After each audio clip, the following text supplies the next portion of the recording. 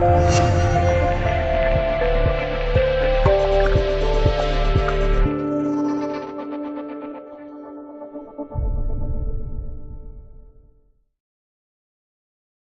长咨询的问题：6个半月婴儿咳嗽4天，咳厉害时候会吐，第一天偶尔咳嗽，第二天咳嗽频繁，第二天发烧，最高体温37.8，没有吃药，第3天看医生，化验血，听肺说没事，嗓子有点红，咳嗽感觉有痰，医生开了盐酸西替利嗪滴剂，让每日服2次，每次4滴。我看说明书，这个药应该是治过敏的吧？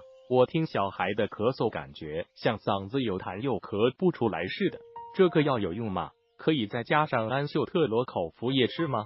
儿科药师梅尔康：1. 西替利嗪的确是属于抗过敏药，如果咳嗽属于过敏性类型的咳嗽，的确可以使用西替利嗪。另外，在感冒期间，特别是鼻部症状比较明显的时候，使用西替利嗪还具有缓解打喷嚏的作用。2. 如果是有痰不易咳出的咳嗽类型，宝宝可以使用安秀特罗口服溶液，这个药物里面含有化痰的氨溴唑成分，还有扩张支气管和促进痰液排出的克伦特罗成分，可以缓解喘息症状的咳嗽。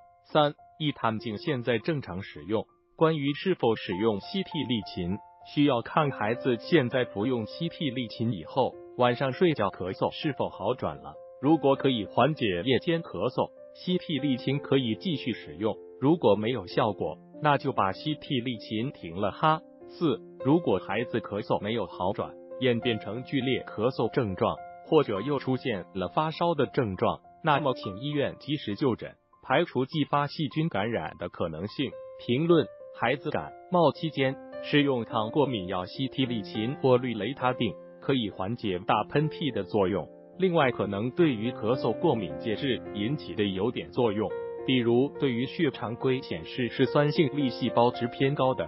版权声明：作者已签约第三方维权平台，由专业律师打理版权。任何抄袭我平台文章的，我们将追究您的法律责任。